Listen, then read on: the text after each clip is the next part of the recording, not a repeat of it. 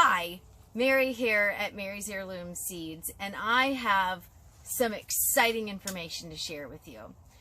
Every day we answer questions from our customers. Some of them are brand new to growing. They've never grown from seed before, and they're like, what do I do? When do I fertilize? How does this work?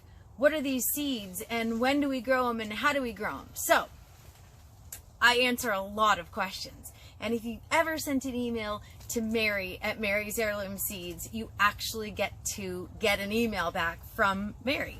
I'm Mary. There actually is a Mary. So, seeds are amazing. This little teeny thing, or this large thing, whatever variety it is, grows this amazing plant. A bean plant grows from a single bean seed that can produce hundreds, if not thousands, of beans, or bean pods if you're growing bean pods. So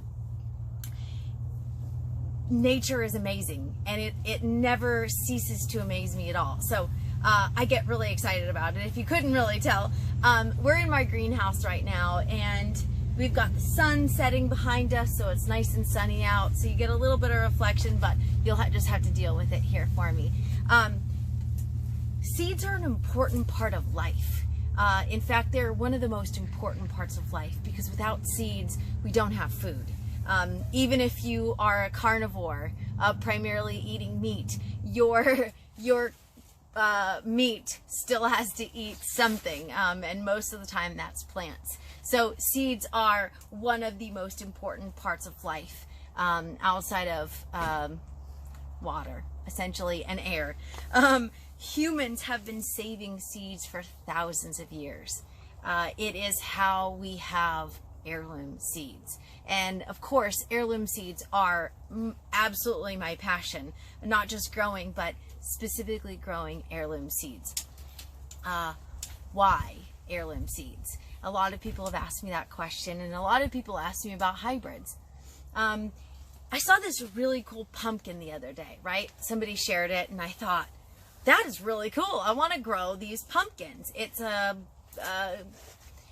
looks like bloodshot eye pumpkin. And I thought, wow, well, I want to grow that, and I want to share it with my customers. Well, it turns out it's an F1 hybrid. Now, if you don't know what an F1 hybrid is, it's essentially a first-year hybrid. The seeds will most likely, and I can say almost with certainty, those seeds will not grow true plants if you save them from your produce, from your harvest. So why would I want to grow something that I couldn't save the seeds from and grow for future generations? And that's the benefit of heirloom seeds. Heirloom seeds have been around for decades. Some of them have been around for hundreds, if not thousands of years. So that seed variety has been carried down, it's been saved, it's been passed on for generations, and I want a part of that history, and that's why I got into heirloom seeds. So hybrids are not something I'm going to grow, and I'm not going to get into the biotech portion of the hybrids, because most of them are grown, are produced by Biotech Corp. So that's one of many reasons we don't carry hybrids. But it might be more convenient for some people to grow a hybrid, and that's okay, but that's not what we do. Seeds are amazing, and I mentioned that already, and I'll probably repeat myself again. Inside a seed is an embryo. This embryo is a tiny plant. So people have asked me, do I need to soak my seeds in fertilizer? No. Inside that tiny seed are the endosperm, which contains nutrients for your plant. You do not need fertilizer immediately on your seeds. None of the seeds I grow, at least. Yes, we sell soil amendments, but you don't need to soak your seeds in fertilizer. Do you need to soak your coconut coir pellets in fertilizer? Nope. That tiny little seed, I'm getting prepared here. I keep saying tiny little seed. They're not all tiny.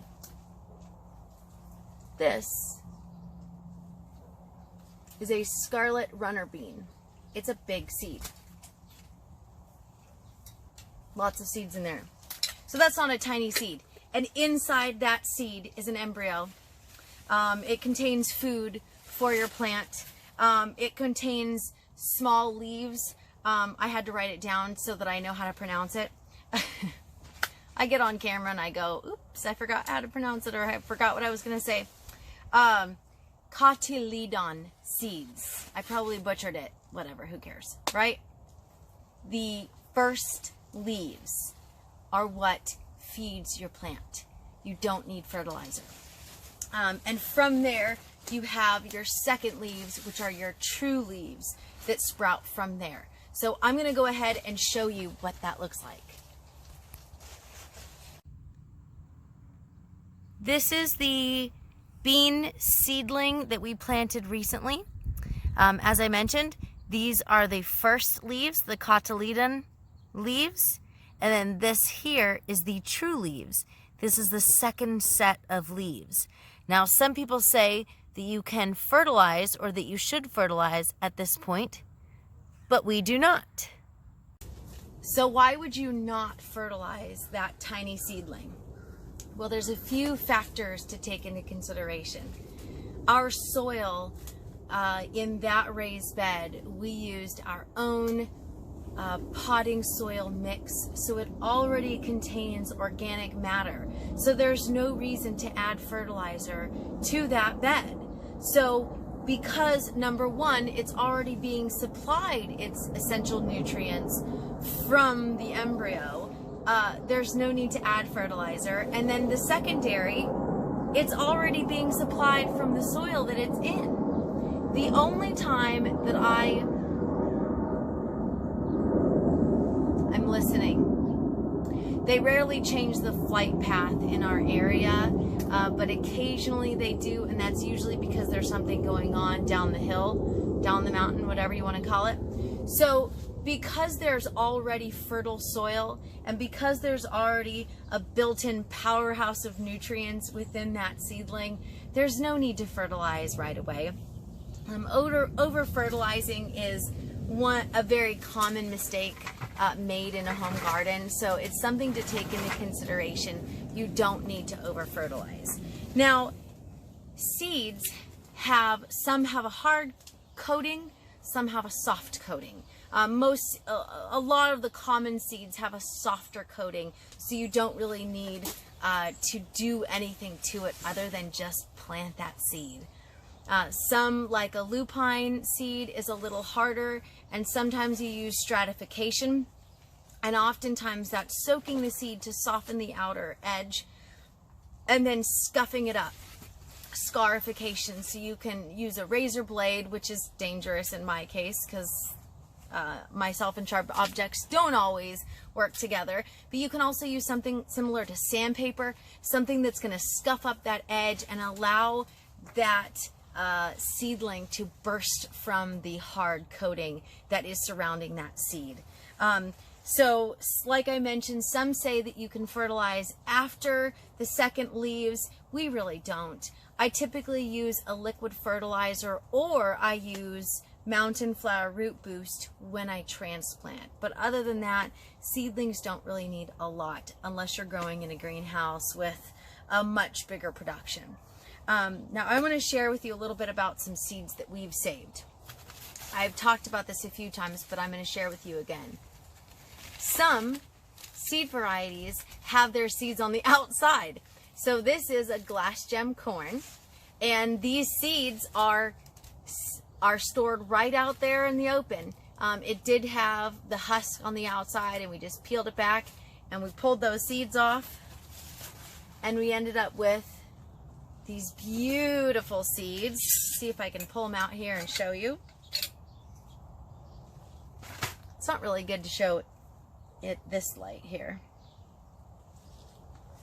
Okay, so that's a corn seed, straight off the corn cob. So that's how we save those seeds. The beans, obviously, I showed you earlier. Those are in a pod.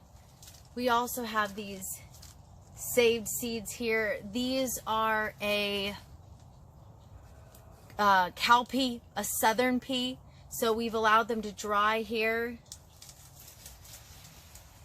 and we just simply open it up. I'm going to be really careful because I don't have a tray underneath me here. You open it up here, and there's seeds inside. Isn't that exciting? I love seeds. So we've talked a little bit about some of the myths, some of the information surrounding growing from seed. Seeds are fantastic. Some of the seeds we carry at Mary's Heirloom Seeds are a couple decades old, or maybe they were just discovered a couple decades ago, and some of them have been around for as long as we can remember. That doesn't necessarily mean they were created. It just means that that's when we found them. Tomatoes, for example, they've been around for a long time, obviously. Carrots, they've been around for a really long time. We have a lot of different varieties, and seeds are amazing. It's the third time I said it. Can you tell I'm passionate about seeds? I really want to share with you how awesome it is to grow from seed. I'm sure there's a lot of other videos that we'll do about seed saving. We have 3 or 4 videos already about seed saving, but I just wanted to share with you a little bit about the basics, about seeds, starting from seeds. They are their own little powerhouse. They have all of the nutrients they needed to get started. They just need, some of them need darkness, some of them need light, all of them need moisture, and none of them need fertilizer. So if you've enjoyed this video, please subscribe to our YouTube channel. Please follow us on Facebook as well, social media, all that fun stuff.